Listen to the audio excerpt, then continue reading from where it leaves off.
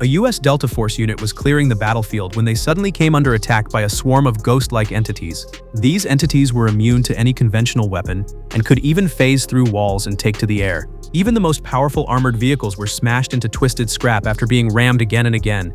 Even more terrifying, anything alive that came into contact with them would die instantly, its internal organs freezing solid. At first, the US deployed large numbers of elite troops to Moldova, hoping to bring the conflict under control. During one mission, a soldier's tactical helmet was suddenly hit by intense signal interference. A cloud of white mist appeared in his visor, but once he removed the helmet, there was nothing there. Just as he thought his eyes were playing tricks on him, the ghost suddenly lunged, dropping him on the spot. The bizarre ghost attacks quickly caught the military's attention, prompting them to contact their chief scientist, Jack, a leading expert in optics. He was also the inventor of the goggles capable of detecting these entities. After arriving at the base, the general and Amy immediately took him to the archives to review records related to the entities. Every victim showed burn-like marks on the outside, while their internal organs had already frozen solid. No one could explain this contradiction in their cause of death. Amy speculated they might be insurgents using cloaking technology, but Jack dismissed the theory immediately. It couldn't explain the soldiers' bizarre deaths. To uncover the truth behind the entities, he needed clearer, more detailed visual data. He mounted a spectral camera on an armored vehicle, planning to observe the entities up close under the squad's protection. With everything in place, the team rushed to an abandoned building where the entities had last been spotted.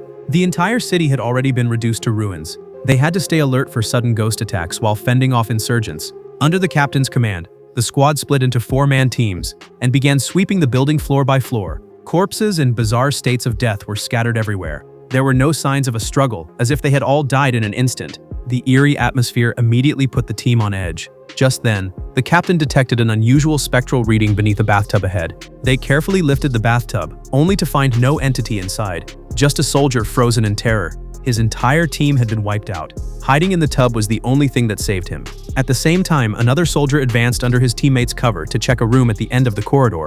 The moment he stepped inside, he saw a shifting white mass hovering in the center of the room. He instinctively opened fire, but the bullets passed straight through it without effect. Before he could react, it lunged, taking his life in an instant. The soldiers in the hallway didn't even realize what was happening before they were killed in an instant. Watching their teammates drop one after another, the remaining soldiers opened fire with everything they had, trying to fight back. But the entities remained completely unharmed, and could even phase through walls to launch sudden attacks. With most of the squad already dead or wounded, the captain immediately ordered a retreat. The soldiers quickly began their descent, while Jack seized the moment to climb out of the armored vehicle and capture the entity on camera. Just as the last soldier prepared to descend, a ghost suddenly appeared out of thin air and launched an attack on the team. The soldier above was killed instantly and fell.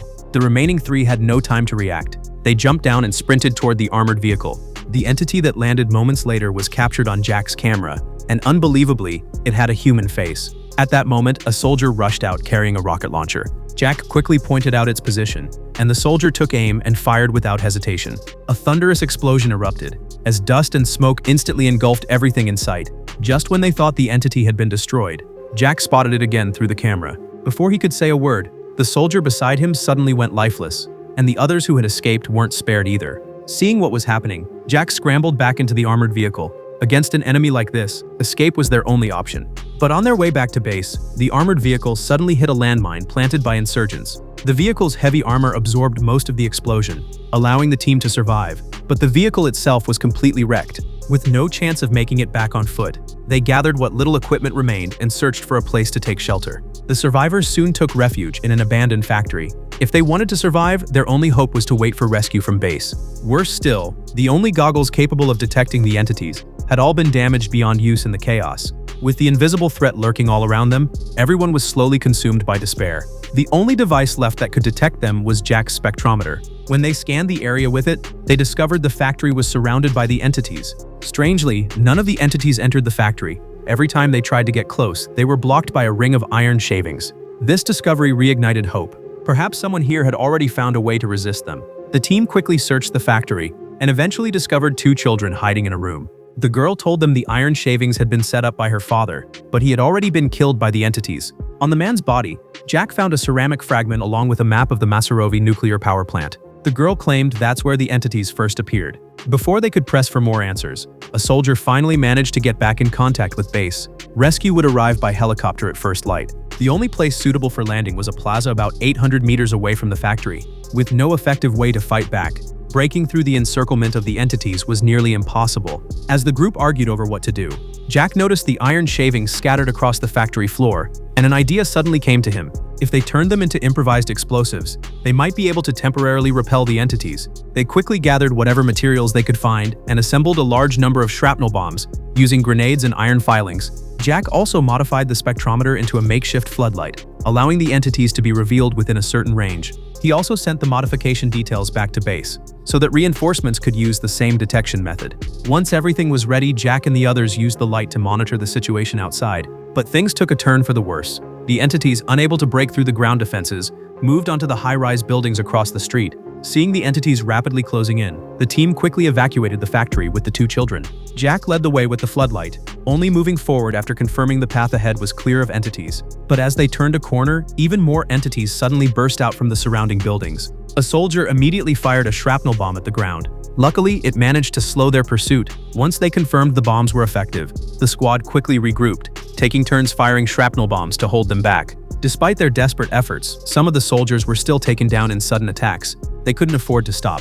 The sound of gunfire would only attract even more entities. As the entities closed in from behind, the soldiers fired a dense barrage of shrapnel bombs to block their advance. The dense cloud of iron filings formed a temporary defensive line, finally allowing them to reach the extraction point. At that moment, Jack's floodlight began to flicker violently, before shorting out completely from overload. With their only means of detecting the entities gone, they were instantly reduced to helpless prey. Just as they were sinking into despair, the roar of a tank echoed from nearby.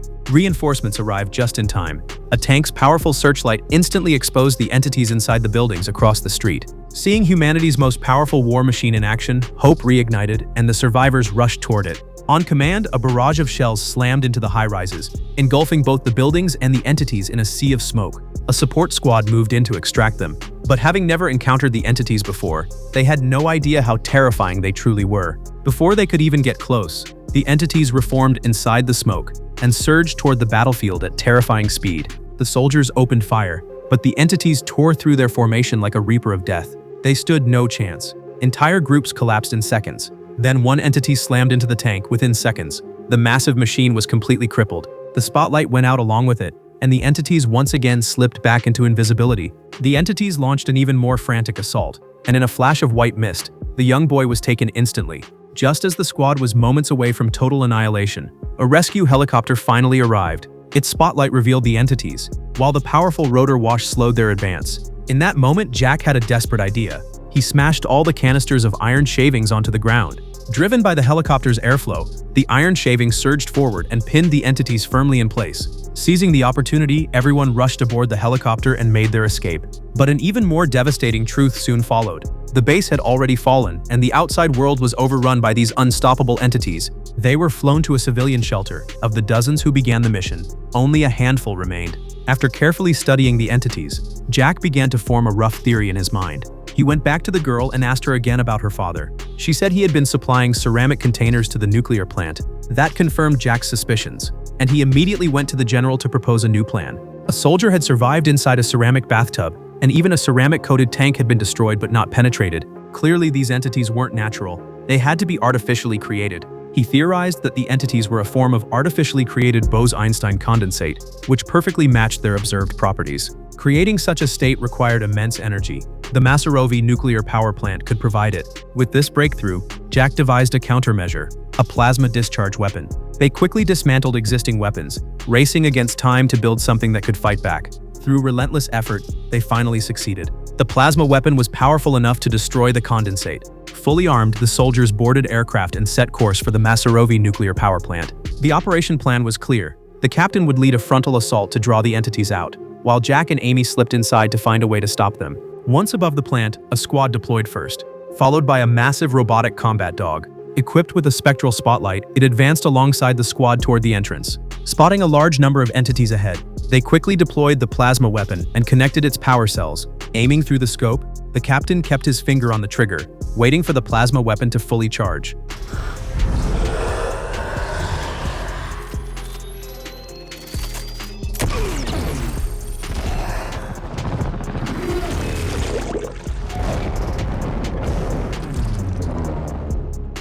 Watching the entities disintegrate into ash under the plasma blast, excitement immediately surged through the entire team. More squads quickly deployed from the aircraft, launching a coordinated counterattack across the battlefield. With the entities drawn to the main battlefield, Jack and Amy moved into the nuclear plant under armed protection.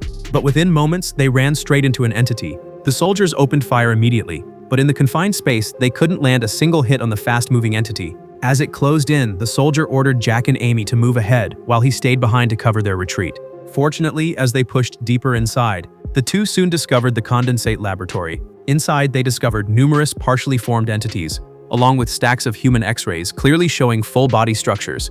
The lab used these scans to reconstruct human bodies through condensate printers, effectively creating the entities from human templates. The entire nuclear plant was essentially a factory producing these entities, and even more fully formed ones were stored in the rooms deeper inside. Seeing the shattered containment chambers above, they realized there must have been a catastrophic accident that caused the outbreak. Using a security badge taken from a researcher's body, they accessed the main control system. The system revealed that destroying the central conduit would cut off the energy supply and completely eliminate the entities. Jack didn't hesitate for a second.